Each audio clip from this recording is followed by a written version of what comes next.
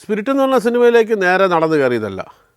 അതിൻ്റെ മുന്നിലൊരു കഥയുണ്ട്. കാര്യം ആ സിനിമയിലേക്ക് എനിക്ക് എത്തിപ്പെടാൻ കാരണമായ ഒരു സിനിമ എന്ന് പറയുന്നത് 4 പെണ്ണുങ്ങളാണ്. ഈ 4 പെണ്ണുങ്ങളിലേക്ക് ചെന്ന് പെടാനായിട്ട് കാരണം ഒരു കഥയുണ്ട്. ആ കഥ ഞാൻ എത്ര പ്രാവശ്യം എനിക്ക് തന്നെ അറിഞ്ഞൂടാ. ഞാൻ പലയിടത്തും പറഞ്ഞിട്ടുണ്ടെന്ന് മാത്രമല്ല, ഞാൻ സ്കൂളുകളിലൊക്കെ ചെന്ന് കഴിഞ്ഞാൽ കുട്ടികളിലത്ത് പലപ്പോഴും പറഞ്ഞു കൊടുക്കണം. കാര്യം ആ കഥയ്ക്കകത്തൊരു മോറലുണ്ട്. അതുകൊണ്ടാണ് നമ്മൾ ഒരു അപകടത്തിൽപ്പെട്ട് നിൽക്കുന്ന ആളെ സഹായിക്കാൻ പോയാൽ നമുക്കുണ്ടാകാൻ സാധ്യതയുള്ള ഒരു നല്ല കാര്യം, അതായത് അതിനൊരു പ്രത്യുപകാരമായിട്ട് നമുക്ക് കിട്ടുന്നത് ചിലപ്പം നമുക്ക് വിശ്വസിക്കാൻ പറ്റാത്ത കാര്യങ്ങളായിരിക്കാം. ഞാൻ അനുഭവസ്ഥനാണ്. ഞാനൊരു ദിവസം റോഡിൽ കൂടെ പോകുമ്പോൾ അവിടെ നമ്മുടെ അടൂർ ഗോപാലകൃഷ്ണൻ സാറിൻ്റെ കാർ ആക്സിഡൻ്റായിട്ട് സാറ് റോഡ് സൈഡിലേക്ക് നിൽക്കുന്നു. സാറിൻ്റെ കാർ അവിടെ തകർന്ന് കിടക്കുന്നു. ഞാനവിടെ വണ്ടി നിർത്തിയിട്ട് ഞാൻ അവിടെ നിന്ന് ഇറങ്ങി സാറിൻ്റെ അടുത്ത് നിന്ന്, എനിക്ക് സാറിനെ നന്നായിട്ടറിയാം, സാറിന് പക്ഷേ എന്നെ അറിയില്ല. കാര്യം സാറ് നമ്മുടെ അന്നത്തെ കോമാളി തനങ്ങളൊന്നും കാണാറില്ല. സിനിമ കാണുമെന്ന് എനിക്കറിയില്ല, കാണുമായിരിക്കാം, പക്ഷേ എന്നെ ശ്രദ്ധിക്കാൻ മാത്രമുള്ള വേഷങ്ങളൊന്നും ഞാൻ ചെയ്തിട്ടില്ല. അപ്പോൾ സാറിൻ്റെ അടുത്ത് ഞാൻ ചെന്ന്, സാർ എൻ്റെ പേര് നന്ദു എന്നാണ്, ഞാൻ അഭിനയിക്കുന്ന ആളാണ്, പിന്നെ വേണു നാഗലിയുടെ അസിസ്റ്റൻറ്റ് ഡയറക്ടറായിട്ടും വർക്ക് ചെയ്തിട്ടുണ്ട്. അപ്പോൾ സാറിന് വണ്ടി കണ്ടോ സാറിന് എന്തെങ്കിലും ബുദ്ധിമുട്ടുണ്ടോ, ആവശ്യമുണ്ടോ? സാർ പറഞ്ഞില്ല, കുഴപ്പമില്ല, എല്ലാം എവറിത്തിങ് ടേക്കൺ കെയർ ഓഫ്. ഞാൻ വെറുതെ പിന്നെയും സാറിൻ്റെ അടുത്ത് നിന്ന് പിന്നെയും ചോദിച്ചു, സാറിന് എന്തെങ്കിലും സഹായം വേണോ? ഞാൻ സാറിന് തോന്നുന്നു, സാറേ പോലീസ് ചോദിച്ചാൽ സാറാണ് വണ്ടി ഓടിച്ചെന്ന് പറയണ്ട എന്ന് പറഞ്ഞപ്പോൾ സാറ് ചിരിച്ചു. അതൊന്നും അങ്ങനെ പറയും. സാർ ഇപ്പോഴും പറഞ്ഞത് ചിരിക്കാറുണ്ട്. അത് ഇടയ്ക്കിടയ്ക്ക് ആൾക്ക് നിൽക്കുമ്പോൾ പറയും, ഇയാൾ എനിക്ക് തന്ന ഉപദേശം ഞാനല്ല ഓടിച്ചതെന്ന് പറയാൻ. അത് പക്ഷേ ഞാൻ രക്ഷപ്പെടട്ടെ എന്നുള്ള ആഗ്രഹം കൊണ്ടാണ് പറഞ്ഞതെന്നൊക്കെ സാറ് പറയും. പക്ഷെ ഞാനും അത്രേ ഉദ്ദേശിച്ചുള്ളൂ. സാറിനെ പോലെ ആൾ ഒരു ബുദ്ധിമുട്ടിൽ ചെന്ന് എത്തണ്ട, വലിയൊരു ലോകപ്രശസ്തനായ സിനിമ സംവിധായകൻ അങ്ങനെ ബുദ്ധിമുട്ടുണ്ട എന്നുള്ള ഒരു മനസ്സിൽ തോന്നിയ ബുദ്ധിയാണ് അപ്പം പറഞ്ഞത്. കുറേ നേരം സാറിൻ്റെ കൂടെ ഒന്നും സാറ് ആൾക്കാരുണ്ട്, സഹായിക്കാനുണ്ട്, പോലീസിൽ പറഞ്ഞിട്ടുണ്ട്, പോലീസ് വന്നു, അതാണ് എല്ലാം പറഞ്ഞു. അപ്പോൾ എനിക്ക് പോകേണ്ട സമയമായി, എനിക്ക് ഒരാളെ കാണാൻ വേണ്ടി ഒരു ഓഫീസിൽ ചെല്ലാനാണ്. അപ്പോൾ ഞാൻ പൊയ്ക്കോട്ടെ സാറിന് പോകാൻ പറഞ്ഞു. ശരിയെന്ന് പറഞ്ഞു. പോകാൻ നേരം ചോദിച്ചാൽ എന്താ പേര് പറഞ്ഞതെന്ന് ചോദിച്ചാൽ നന്ദു എന്ന് പറഞ്ഞു. അപ്പോൾ അദ്ദേഹം ഒരു പേന എടുത്തിട്ട് അദ്ദേഹത്തിൻ്റെ സ്ക്രിബിളിംഗ് പാഡിൽ പേര് എഴുതി നന്ദു പോക്കറ്റ് വെച്ചു. പോയി കഴിഞ്ഞ് അടുത്ത ദിവസം എന്നെ അലിയാർ സാറ് ഫോൺ ചെയ്തു. സാർ വിളിച്ചിട്ട് പറഞ്ഞു, അനിയ ഒരു കോൾ അടിച്ചിട്ടുണ്ട് കേട്ടോ എന്ന് പറഞ്ഞു. ഞാൻ എന്താ സാർ? അടൂർ സാറിനെ ഒന്ന് പോയി കാണ്, സാറിൻ്റെ ഒരു ഷൂട്ടിങ് പകുതിയായി അതിൻ്റെ അടുത്ത ഷൂട്ടിങ് തുടങ്ങി. 4 കഥകളാണ്, അതിനകത്ത് ഒരു കഥയുണ്ട്, അതിലൊരു വേഷം ഉണ്ടെന്ന് തോന്നുന്നു, പോയി കാണാൻ പറഞ്ഞു. അങ്ങനെ ഞാൻ സാറിനെ കാണാനായിട്ട് സാറിനെ വിളിച്ചു. സാറിനെ കാണാൻ ചെന്നു. സാറ് പറഞ്ഞു, എൻ്റെ ഒരു കഥയുണ്ട് അതിനകത്ത്, 4 കഥകളിൽ ഒരു കഥയുടെ ഷൂട്ടിങ്, അതിലൊരു വേഷം ചെയ്യാം കേട്ടോ എന്ന് പറഞ്ഞു. അങ്ങനെ ഞാൻ ലൊക്കേഷൻ ചെല്ലുമ്പോഴാണ് അറിയണത് ആ കഥയിലെ ഒരു പ്രധാന വേഷക്കാരനാണ് ഞാനെന്ന്. അതിനകത്ത് തീർച്ചയായിട്ടും സ്ത്രീ പ്രാധാന്യമുള്ള സിനിമയാണ്. ഗീതു മോഹൻദാസാണ് അതിനകത്തെ പ്രധാന കഥാപാത്രം. ഗീതുവിൻ്റെ ഭർത്താവായിട്ട് അഭിനയിക്കുന്ന കഥാപാത്രമാണ് ഞാൻ ചെയ്യുന്നതെന്ന് അറിഞ്ഞതിൽ എനിക്കപ്പോൾ ഒരു കാര്യം ബോധ്യമായി, സാർ എൻ്റെ സിനിമകളൊന്നും കണ്ടിട്ടില്ല, കണ്ടിരുന്നേ ഒരിക്കലും വിളിക്കില്ല, അതുകൊണ്ട് സാർ കണ്ടിട്ടില്ല എന്നുള്ള മനസ്സിലായി. അങ്ങനെ 5-6 ദിവസം ഷൂട്ടിംഗ് ഉണ്ടായിരുന്നു. ആ ഷൂട്ടിംഗ് കഴിഞ്ഞ് വന്നു. ഈ സിനിമ ട്രിവാൻഡ്രം ഫിലിം ഫെസ്റ്റിവലിൽ വന്നു. ഇത് സാറിന് സ്പെഷ്യൽ ഇതായിട്ട് സിനിമ ഉണ്ടായിരുന്നു. സാറിനെയും അതിനകത്തുള്ള ഞങ്ങളെ കുറച്ച് പേരെയും ഒക്കെ ആദരിക്കുന്ന ഒരു ചടങ്ങ് പോലെയൊക്കെ ഉണ്ടായിരുന്നു. അപ്പോൾ ഈ സിനിമ അന്ന് മലയാളത്തിലുള്ള ഒരുവിധം വലിയ ഡയറക്ടർമാരും ഒക്കെ അന്ന് അവിടെ ഇരുന്ന് കണ്ടു. അന്ന് അത് കഴിഞ്ഞ് വെളിയിറങ്ങിയപ്പോഴാണ് ഈ ആൾക്കാരെല്ലാം എൻ്റെ അടുത്ത് വന്നിരുന്നു, നീ ഇത്രയും സീരിയസ് ആയിട്ടൊക്കെ അഭിനയിക്കും? ഞാൻ പറഞ്ഞു, സീരിയസ് ആയിട്ട് അഭിനയിക്കാൻ എനിക്ക് ആഗ്രഹമുണ്ട്, ആരെങ്കിലും വേഷം തന്നാലല്ലേ എനിക്ക് അഭിനയിക്കാക്കുള്ളൂ. വർഷങ്ങൾക്ക് മുമ്പ് ഞാൻ നേരത്തെ പറഞ്ഞ വിഷ്ണു എന്ന് പറഞ്ഞ സിനിമയുടെ ഷൂട്ടിംഗ് സമയത്ത് എൻ്റെ അടുത്ത് തിലകൻ സാറ് പറഞ്ഞാണ്, നീ എന്ന് ഈ കോമാളി വേഷം കാണിപ്പ് നിർത്തിയിട്ട് സീരിയസ് ആയിട്ട് അഭിനയിക്കണോ അന്ന് നീ രക്ഷപ്പെടും എന്ന് അദ്ദേഹം പറഞ്ഞതാണ്. എന്നിട്ട് അത് കഴിഞ്ഞ് സ്പിരിറ്റ് അഭിനയിച്ചുകൊണ്ടിരിക്കുമ്പോൾ ഞാൻ അദ്ദേഹത്തിൻ്റെ അടുത്ത് പറഞ്ഞു, സാറിൻ്റെ അടുത്ത് പണ്ട് ഇങ്ങനെ പറഞ്ഞിട്ടുണ്ട്, ഓർമ്മയുണ്ടോ? അത് ഞാൻ ആ സീരിയസ് ആയിട്ട് അഭിനയിച്ചപ്പോഴാണ് ഞാൻ രക്ഷപ്പെട്ടത്. ഞാൻ പറഞ്ഞില്ലേ മനസ്സിലായോ എന്ന് ചോദിച്ചിട്ട് സാർ അതിൻ്റെ ക്രെഡിറ്റ് കൊണ്ടുപോയി. സന്തോഷം, കുഴപ്പമൊന്നുമില്ല. അപ്പോൾ ഞാൻ പറഞ്ഞു, എനിക്ക് സീരിയസ് ആയിട്ട് അഭിനയിക്കാൻ നിങ്ങൾ ആരും വേഷം തരാറില്ല, തന്നപ്പോൾ അടൂർ സാറ് തന്നു, ഞാൻ അഭിനയിച്ചു. നമുക്ക് ചെയ്യാൻ കേട്ടോ എന്ന് പറഞ്ഞു. അങ്ങനെ ശരിക്കും പറഞ്ഞാൽ അതിന് ശേഷമാണ് എനിക്ക് എല്ലാവരും, TV ചന്ദ്രേട്ടൻ, Shaji sir, Shaji Kailas, Shaji N Karun sir, കുറേ ആൾക്കാരുടെ സിനിമകളിൽ എനിക്ക് ഇതുവരെ ചെയ്യാത്ത ആൾക്കാരുടെ സിനിമകളിലൊക്കെ ചെയ്യാൻ സാധിച്ചു. അതിലൊരു പ്രധാന സിനിമ എന്ന് പറയുന്നത് രഞ്ജിയേട്ടൻ്റെ തിരക്കഥ എന്ന് പറഞ്ഞ സിനിമ. അത് കഴിഞ്ഞ് കുറച്ച് നാൾ കഴിഞ്ഞപ്പോൾ ഷൂട്ടിംഗ് തുടങ്ങുക. അപ്പോൾ തിരക്കഥയ്ക്ക് എന്നെ വിളിച്ചു. അതും ഞാൻ രാവിലെ സെറ്റിൽ വന്നപ്പോൾ ചെറിയൊരു വേഷത്തിനാണ് വിളിച്ചത്, 5 ദിവസത്തെ ഷൂട്ടിങ്ങിന്. ഞാൻ എൻ്റെ വണ്ടി തന്നെ പോയി. ഞാൻ കാര്യം തിരുവനന്തപുരം മ്യൂസിയത്തിലാണ് ഷൂട്ടിങ്. ഞാൻ രാവിലെ അവിടെ ചെന്ന് വണ്ടിയിൽ നിന്ന് ഇറങ്ങി ഉടനെ ശങ്കർ രാമകൃഷ്ണൻ അടുത്ത് പറഞ്ഞു, അണ്ണാ നിങ്ങളെ സമയം കൊള്ളാം കേട്ടോ. പെട്ടെന്ന് ഇന്നലെ രാത്രിയാകുമ്പോൾ രഞ്ജിയേട്ടൻ ഐഡിയ മാറ്റി, ആ ക്യാരക്ടർ മാറ്റി, നിങ്ങളുടെ ക്യാരക്ടർ മാറ്റി. ഇപ്പം നിങ്ങളുടെ ത്രൂ ഔട്ട് ക്യാരക്ടറാണ്, ഉഗ്രം വേഷമാട്ടോ എന്ന് പറഞ്ഞു. അങ്ങനെയാണ് അതിനകത്ത് അനൂപ് മേനോൻ്റെ മേക്കപ്പ് മാനായിട്ട്. അത് ശരിക്കും ഒറിജിനലായിട്ട് അങ്ങനെ ഒരു കഥാപാത്രം ഉണ്ടായിരുന്നു. വിജയശാന്തിയുടെ കൂടെ ടച്ചപ്പായിട്ട് വന്ന് മേക്കപ്പായി, പിന്നെ മാനേജറായി, പ്രൊഡ്യൂസറായി, വലിയ കാശുകാരനായിട്ടുള്ള ഒരു വ്യക്തി ഉണ്ടായിരുന്നു വിജയശാന്തിയുടെ കൂടെ. അതുപോലൊരു കഥാപാത്രം. അപ്പം അത് ത്രൂ ഔട്ടുള്ളതും കുറേ സീരിയസ് ആയിട്ടുള്ളതും 4-5 ഡിഫറെൻറ്റ് ഗെറ്റപ്പും ഒക്കെ ഉണ്ട്. അങ്ങനെ ആ സിനിമ ചെയ്തു. അപ്പം അതിന് ശേഷമാണ് അനൂപിൻ്റെ തന്നെ ബ്യൂട്ടിഫുള്ളും അതിനകത്തൊക്കെ കുറേ സീരിയസ് ആയിട്ടുള്ള കഥാപാത്രങ്ങൾ ചെയ്തു. അതെല്ലാത്തിൻ്റെയും മൂല കാരണം എന്ന് പറയുന്നത് ഈ 4 പെണ്ണുങ്ങളാണ്. കാര്യം സീരിയസ് ആയിട്ട് ചെയ്യാൻ സാധിക്കുമെന്നുള്ളത് എനിക്ക് തന്നെ വിശ്വാസമായത് ആ സിനിമയിലാണ്. ആദ്യം ഞാൻ പറഞ്ഞില്ലേ, കരയാൻ വേണ്ടി പാടുപെട്ടപ്പോൾ തന്നെ മമ്മൂക്ക ഹെൽപ്പ് ചെയ്തെന്ന് പറഞ്ഞില്ലേ. പിന്നെ ആ കരയാനൊക്കെ ഉള്ള സീക്വൻസുകളൊക്കെ വന്നതൊക്കെ അതിന് ശേഷമാണ്. അപ്പോൾ അന്നത്തെ അതൊക്കെ ഓർത്തു. അത് കഴിഞ്ഞ ശേഷമാണ് ഈ സ്പിരിറ്റ് എനിക്ക് കിട്ടുന്നത്. അപ്പോൾ സ്പിരിറ്റ് കിട്ടുമ്പോൾ സ്പിരിറ്റിന് മുമ്പ് മധുപാൽ എൻ്റെ അടുത്ത് പറഞ്ഞു, ഒരു 10 കിലോ വെയിറ്റ് കുറയ്ക്കാമെങ്കിലും നല്ല ഉഗ്ര ഒരു വേഷം ഞാൻ തരാമെന്ന് പറഞ്ഞു. അപ്പോൾ മധുപാൽ ഒരു സിനിമ ചെയ്തു, ഒഴിമുറി എന്ന് പറഞ്ഞു. നല്ല സിനിമയായിരുന്നു, ഉഗ്ര സിനിമയായിരുന്നു. വളരെ ഓതൻറ്റിക്കായിട്ട് അദ്ദേഹം തിരുവനന്തപുരം ഭാഷ, നമ്മൾ കേൾക്കുന്ന തിരുവനന്തപുരം ഭാഷയല്ല തിരുവനന്തപുരം ഭാഷ, ഇത് തമിഴ് മിക്സായ ഒരു തിരുവനന്തപുരം ഭാഷയുണ്ട്. ഈ സിനിമയിലുള്ള എല്ലാ കഥാപാത്രങ്ങളും ആ ഭാഷയാണ് സംസാരിച്ചത്. നമ്മുടെ ലാലേട്ടനായിരുന്നു, സിദ്ദിഖ് ലാലിൻ്റെ ലാലേട്ടനായിരുന്നു എൻ്റെ ഹീറോ. അങ്ങനെ ആ സിനിമയിലൊരു ഉഗ്രം വേഷം. ഞാൻ പറഞ്ഞു തീർച്ചയായിട്ടും ഞാൻ വണ്ണം കുറയ്ക്കാമെന്ന് പറഞ്ഞു. അപ്പോൾ ആ 100 ദിവസം ഞാൻ കംപ്ലീറ്റ് എൻ്റെ ആഹാര രീതി കംപ്ലീറ്റ് മാറ്റി, നടത്തം, എക്സസൈസ്, മദ്യപാനം മറന്നു, സ്വപ്നത്തിലെ പോലും ഇല്ലാത്ത ലെവലിലേക്ക് കൊണ്ടുപോയി. 100 ദിവസം ഞാൻ 14 കിലോ കുറച്ചു. അങ്ങനെ ആ ഷൂട്ടിങ് അപ്പോൾ ഫെബ്രുവരി 1 മുതൽ ഞാൻ ഇങ്ങനെ എൻ്റെ ദിനചര്യ മാറ്റി ഈ സിനിമയ്ക്ക് വേണ്ടി. അത് ഏപ്രിൽ അങ്ങാണ്ട് ഷൂട്ടുകളൊന്നുമില്ല, പക്ഷേ 2-3 മാസം സമയം വേണം.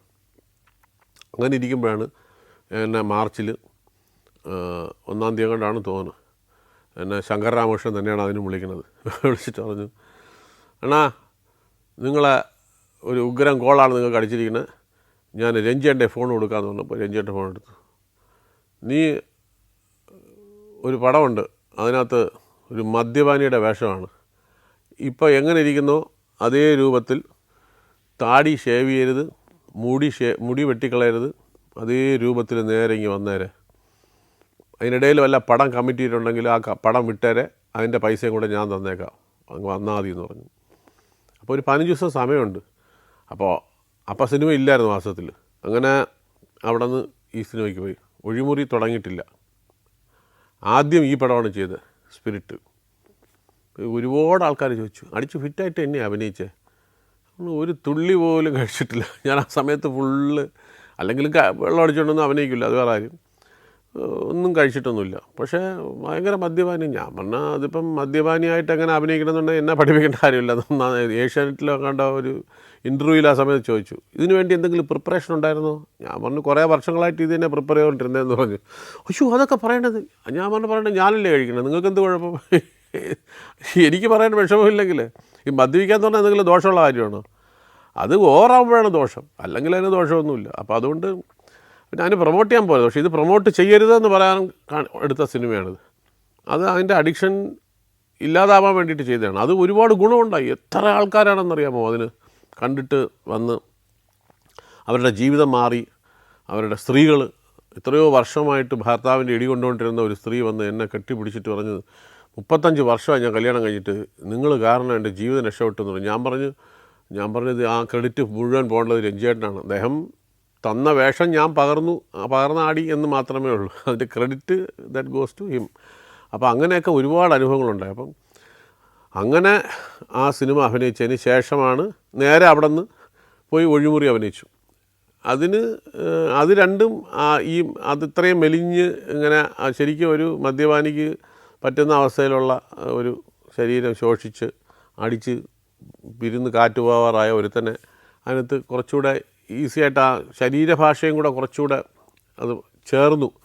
അപ്പം അങ്ങനെയാണ് ആ സ്പിരിറ്റ് ചെയ്തത്. ശരി, ആ സ്പിരിറ്റാണ് എന്നെ ശരിക്കും ആ ഒരു ഒരുപാട് പ്രശസ്തിയിലേക്ക്, ഒരുപാട് പ്രശസ്തി എന്ന് പറഞ്ഞാൽ അങ്ങനെ അങ്ങ് കയറി ഒന്നും ഒരിടത്തും എത്തിയില്ല. ഇപ്പോഴുള്ള ഒരു ഈ സ്ഥലം വരെ, ഈ കസേര വരെ എന്നെ കൊണ്ടെത്തിച്ചത് ആ സ്പിരിറ്റ് എന്ന് പറഞ്ഞ സിനിമയാണ്. അപ്പോൾ അത് ഞാൻ ഈ പല സ്ഥലങ്ങളിലും പറയാറുണ്ട്, ഈ കുട്ടികളോട് പറയാറുണ്ട്. ഞാനിങ്ങനെ വഴിയിൽ ഒരു അപകടത്തിൽപ്പെട്ട് നിൽക്കുന്ന ഒരാളെ സഹായിക്കാൻ പോയതിന് എനിക്ക് കിട്ടിയത് എൻ്റെ ലൈഫാണ്. ഞാൻ 25 വർഷം ഒരിടത്തും എത്താതെ വലിഞ്ഞ് ഇങ്ങനെ നീന്തി കളിച്ചുകൊണ്ടിരുന്നു, വലിഞ്ഞ് ഇഴഞ്ഞ് തുഴഞ്ഞ് പോയിക്കൊണ്ടിരുന്ന ഞാനാണ് നൂന്ന് നിന്നതും ഒന്ന് സമാധാനമായിട്ട് ഇരിക്കാൻ സാധിച്ചതും എന്തെങ്കിലും ചെറിയ ബാങ്ക് ബാലൻസ് ഉണ്ടാവുകയും ഒക്കെ ചെയ്തതെല്ലാം ഈ സ്പിരിറ്റിന് ശേഷമാണ്. ഈ 4 പെണ്ണുങ്ങൾ, അത് കഴിഞ്ഞ് അത് കാരണം വന്ന മറ്റു പടങ്ങളും അതിൽ പ്രധാനപ്പെട്ട സ്പിരിറ്റും. Morocco, north Macedonia, Kazakhstan, Zambia, Zimbabwe. Sancharam pendrive volume number 21.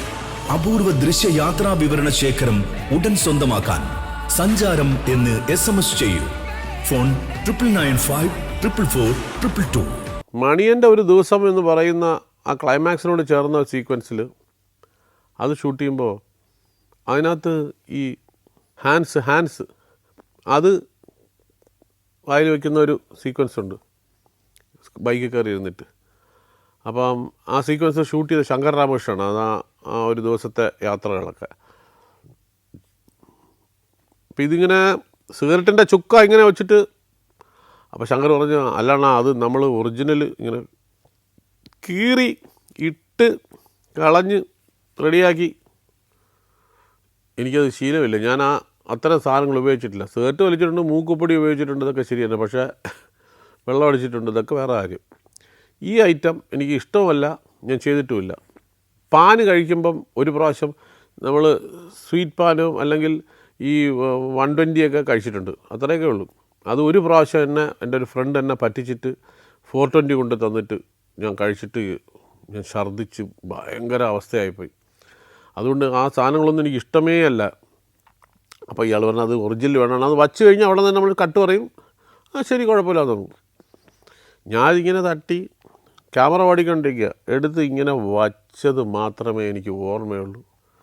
എൻ്റെ അമ്മോ, എന്താ ഒരു എവിടെ കൂടെയൊക്കെ തീ പോണതുപോലെ, കാറ്റോ തീയോ പുകയോ ഒക്കെ പോണതുപോലെ ഒരു വല്ലാത്ത ഫീലിങ്.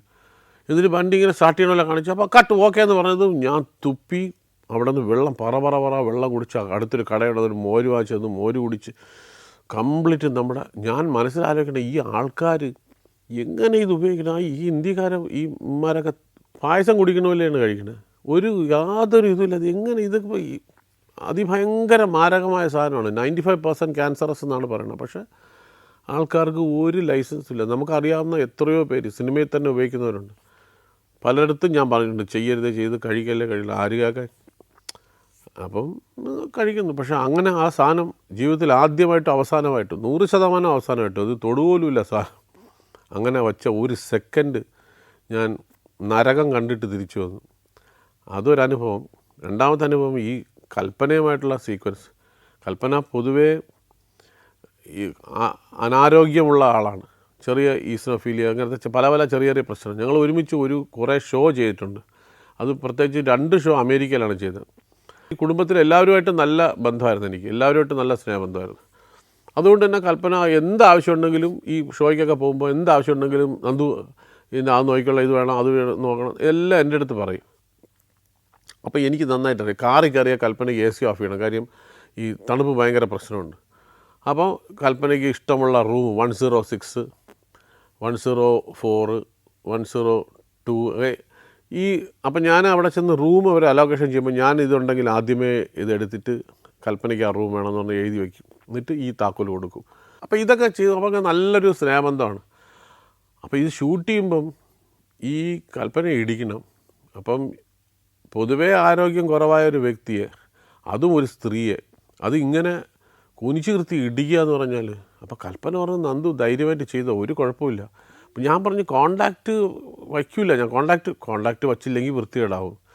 ആണുങ്ങളാണെങ്കിൽ കോണ്ടാക്റ്റ് വയ്ക്കെങ്കിലും ചെയ്യാം, പെണ്ണുങ്ങളെ എങ്ങനെ ഇത് ഇടിക്കണത് എങ്ങനെ? കൽപ്പന പറയുന്നത് ധൈര്യമായിട്ട് ഇടിച്ചോ, ഒരു കുഴപ്പമില്ല. ഞാൻ പറഞ്ഞു ഒരു കാരണവശാലും ഇടിക്കാക്കില്ല. വൃത്തിയായിട്ട് ചെയ്യ്. ഞാൻ വൃത്തിയായിട്ട് ചെയ്യണില്ല, വൃത്തികേടായിട്ടേ ചെയ്യണുള്ളൂ.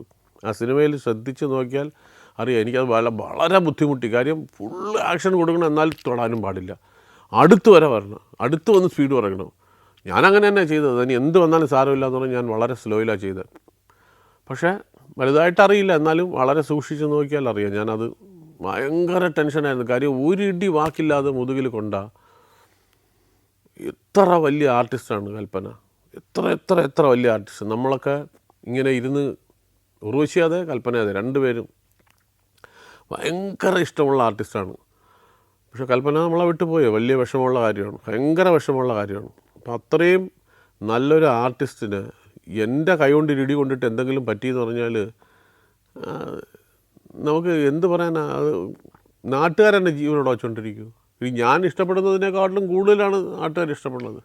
എല്ലാവർക്കും ഇഷ്ടമുള്ള നടിയാണ്. എന്ത് രസം. അപ്പം ആ ഹ്യൂമർ ചെയ്യാൻ, ഇത്രയും ഗംഭീരമായിട്ട് ഹ്യൂമർ ചെയ്യുന്ന ഒരാൾ അത് മരിച്ചു പോകും കൂടെ ചെയ്തുകൊണ്ടാണ് കൂടുതൽ വിഷമം. അപ്പോൾ അങ്ങനെ ഒരു ഭയങ്കര ടെൻഷനിലാണ് അന്നത്തെ ദിവസം ഷൂട്ട് ചെയ്തത്. ഈ ഇടിക്കുന്നത്, കൽപ്പന ഇടിക്കുന്ന സീക്വൻസ് എന്ന് പറയുമ്പോൾ തന്നെ ടെൻഷനാണ്. ഇവൻ അടിക്കുന്ന ഷോട്ടുണ്ട്. അപ്പോൾ അപ്പോഴും കൽപ്പന പറയുകയാണ്, കുഴപ്പമില്ലാന്ന് തോന്നുന്നു, കൊള്ളണേ കൊള്ളട്ടെ, അത് എന്നാലേ ഒറിജിനാലിറ്റി ഫീൽ ചെയ്യുള്ളൂ. അതാണ് ആർട്ടിസ്റ്റ്, ഒറിജിനലായിട്ട് അടിച്ചോളാൻ. ഞാൻ പറഞ്ഞാൽ നടക്കുന്ന പരിപാടിയില്ല, അല്ലാത്ത കളി മതി, നമുക്ക് ആക്ഷൻ മതി, അടിക്കൊന്നും വേണ്ടത്. അങ്ങനെ അത് ആലോചിക്കുമ്പോൾ തന്നെ കൽപ്പനയുടെ നഷ്ടം, നമ്മുടെ മലയാള സിനിമയുടെ നഷ്ടം, അത് മനസ്സിന് ഭയങ്കരമായിട്ട് വിഷമമുണ്ടാക്കും. ഇപ്പം പഴയ സിനിമകൾ പലത് കാണുമ്പോൾ ഭയങ്കര വിഷമമാണ്. പഴയ സിനിമ മുഴുവനായിട്ട് കാണാറില്ല. ചിലപ്പോൾ ഈ യൂട്യൂബിൽ ഇങ്ങനെ ഓരോ ക്ലിപ്പിങ്സ് വരുമ്പോൾ പഴയ സിനിമ, പഴയ പാട്ട്, ഇതൊക്കെ കാണുമ്പോൾ ഭയങ്കര വിഷമമാണ്. ചില സമയങ്ങളിൽ കരഞ്ഞു പോകും. വേറൊന്നും കൊണ്ടല്ല, നമ്മുടെ കൂടെ അഭിനയിച്ച് വലിയ വലിയ നടന്മാരായ ആൾക്കാരുടെ കൂടെ അഭിനയിക്കാനുള്ള ഭാഗ്യം കിട്ടിയെന്നുള്ളതാണ് ഏറ്റവും വലിയ സന്തോഷം. പക്ഷെ അവരൊക്കെ പലരും പോയി എന്ന് പറയുമ്പോൾ അതൊരു ഭയങ്കര മനസ്സിനെ വിഷമിപ്പിക്കുന്നൊരു കാര്യമാണ്. അതിനകത്ത് എടുത്തു പറയാനുള്ള ഒരു നല്ല സ്നേഹബന്ധം ഉണ്ടായിരുന്നു രാജൻ പി ദേവുമായിട്ട്. രാജേട്ടന് ഭയങ്കര സ്നേഹം. അതായത് 3 വർഷം ഞങ്ങൾ ഒരുമിച്ച്, 3 വർഷം, അതായത് സ്വാമി അയ്യപ്പൻ എന്ന് പറഞ്ഞ സീരിയൽ, രാജേട്ടൻ അവിടുത്തെ മന്ത്രിയും ഞാൻ മന്ത്രിയുടെ ശിഷ്യനും, മണി കൂടെ നടക്കുന്നവനും. അപ്പം സ്ഥിരം ഞങ്ങൾ ഒരുമിച്ചായിരുന്നു കോമ്പിനേഷൻ.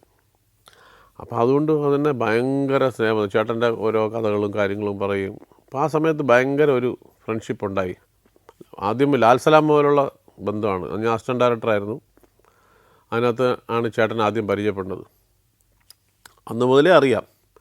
അതിനുശേഷം വേറെ വർക്ക് ചെയ്തിട്ടുണ്ട്, മഴൽ കൂടാനോ ഒക്കെ ചെയ്തിട്ടുണ്ട്. പക്ഷേ ഇത് 3 വർഷം അടുപ്പിച്ചുണ്ടായിരുന്നു. അപ്പോൾ അങ്ങനെ രാജേട്ടനുമായിട്ട്, ഇപ്പോൾ രാജേട്ടൻ്റെ മരണമൊക്കെ ഭയങ്കരമായിട്ട്, അപ്പോൾ ഇപ്പോഴും രാജേട്ടൻ എത്ര ഭയങ്കര വില്ലനായിട്ട് ഇങ്ങനെ വന്നാലും എനിക്ക് ഉടൻ വിഷമം വരും അത് രാജേട്ടനെ കാണുമ്പോൾ. അതുപോലെ തന്നെ പപ്പുവേട്ടനും നല്ലൊരു സ്നേഹബന്ധമായിരുന്നു.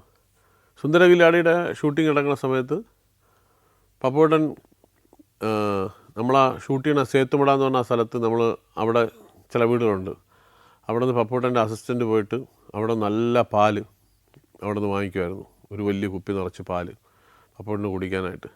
എല്ലാ ദിവസവും രാത്രി ഒരു 9 മണിയാകുമ്പം ഇവൻ വന്ന് എൻ്റെ മുറിയിൽ കഥ തട്ടും. എൻ്റെ പപ്പുവേട്ടൻ തന്നു വിട്ടാണെന്ന് പറഞ്ഞിട്ട് ഒരു ഗ്ലാസ് നിറച്ച് പാല് എനിക്ക് തരും. പിന്നെ എനിക്ക് ബോട്ടി ഇഷ്ടമാണെന്ന് പറഞ്ഞിട്ട് പപ്പുവേട്ടൻ വീട്ടിൽ പോയിട്ട് വരുമ്പം ഒരു പ്രാവശ്യം വന്നപ്പോൾ വലിയൊരു കാസറോൾ നിറച്ച് ബോട്ടി ഉണ്ടായിക്കൊണ്ട് വന്നു. എന്നിട്ട് എനിക്ക് ആ ബോട്ടി കൊണ്ട് തന്നു. മുഴുവൻ നിനക്കാണേ, നിനക്ക് കഴിച്ചിട്ട് നിനക്ക് കൊടുക്കണമെന്ന് ആഗ്രഹം ഉണ്ടെങ്കിൽ ദിലീപിനൊക്കെ വേണമെങ്കിൽ ശലം കൊടുത്തു, ഇല്ലെങ്കിൽ കൊടുക്കണ്ട, ഇത് മുഴുവൻ നിനക്കുണ്ടെന്ന്. അങ്ങനെ ഉള്ളൊരു സ്നേഹബന്ധമായിരുന്നു. പിന്നെ ഏട്ടോടെ ഷൂട്ടിങ്ങിന് പപ്പുവേട്ടൻ, ഞാൻ അസിസ്റ്റൻറ്റ് ഡയറക്ടറും കൂടെ ആയിരുന്നുകൊണ്ട് കൂടുതൽ വലിയ സ്നേഹബന്ധമായിരുന്നു.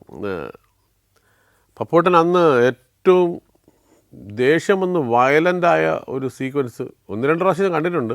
അതിനകത്ത് ഒരു പ്രാവശ്യം ഈ ഏട്ടോടെ ഷൂട്ടിങ് കിടക്കുമ്പോൾ രാവിലെ കല്ലായി പാലത്തിൻ്റെ മുകളിൽ ഷൂട്ട് ചെയ്തിട്ട് 10 മണിയായപ്പോൾ അവിടെ കഴിഞ്ഞു. അവിടെ നിന്ന് ക്രൗഡെന്ന് പറഞ്ഞാൽ കൺട്രോൾ ചെയ്യാൻ പറ്റാത്ത ക്രൗഡ്. പപ്പുവേട്ടനെ വണ്ടിക്കകത്ത് കയറാനായിട്ട് ഇങ്ങനെ നടന്നു പോകണ വഴിക്ക് അവിടെ നിന്ന ഒരുത്തൻ, ആശാനെ ഇത് വിഗ്ഗാണോ എന്ന് പറഞ്ഞിങ്ങനെ മുടിയിലൊരു തട്ട് കെട്ടി കൊടുത്തു. പപ്പുവേട്ടൻ വിഗ് വെച്ചിരിക്കുകയായിരുന്നു. ഈ വിഗ് ഊരിപ്പോയി. പപ്പുവേട്ടന് ഓരോ ഒറ്റ അടി അവൻ്റെ മുഖത്ത്, എൻ്റെ വിഗ്ഗൂര നീ ആരാടാന്ന് പറഞ്ഞിട്ട് പപ്പുവേട്ടൻ അടി കഴിഞ്ഞതും ഈ നാട്ടുകാർ അവിടെ നിന്നവന്മാരെല്ലാം കൂടെ യവനെ അങ്ങ് പൊക്കിയെടുത്ത് എങ്ങോട്ടോ കൊണ്ടുപോയി. അവൻ്റെ വിളി മാത്രമേ ഉള്ളൂ. അടിയെന്ന് പറഞ്ഞാൽ ഗംഭീര അടി. നമ്മുടെ നാട്ടിൽ നമ്മുടെ പപ്പുവശാടാ നീ അടി തോണ്ടിയെന്ന് പറഞ്ഞിട്ട് അവനെ ഇടിച്ച് റൊട്ടിയാക്കി. ഒരു പൊക്കമുള്ള ഒരുത്തൻ. ഞങ്ങളത് കഴിഞ്ഞ് പോയി. അങ്ങനെ പപ്പുവേട്ടൻ്റെ ഭയങ്കര പെട്ടെന്ന് ദേഷ്യം വന്നു. അപ്പം വലിയ സ്നേഹബന്ധമായിരുന്നു അദ്ദേഹമായിട്ട്. അപ്പം ബിനുവിനെ കാണുമ്പോൾ ഞാൻ ബിനുവിൻ്റെ അടുത്ത് പറയും പപ്പുവേട്ടനായിട്ടുള്ളൊരു സ്നേഹബന്ധം. ക്യാമറ ഹോൾഡ് ചെയ്യുന്ന പ്ലാറ്റ്ഫോം, അതിൻ്റെ ലിവറും ആ ഗുണ്ടും അതെല്ലാം ഉണ്ട്. ഫുൾ വെയിറ്റുള്ള ക്യാമറ. അതങ്ങനെ ചെരിഞ്ഞ് താഴെ വന്നു പൊടോന്ന് വീണു. ഞങ്ങളെല്ലാം തിരിഞ്ഞ് നോക്കുമ്പോൾ കാണുന്നത് ഒരു 2 കൊച്ചു കുട്ടികൾ ഇരിക്കുക. കൃത്യമായിട്ട് ഈ കുട്ടികളുടെ ഇടയിൽ കൂടെ ചെന്ന് സെൻറ്ററിൽ വീണു. ഈ ക്യാമറാമാൻ പണി നിർത്തിപ്പോയി.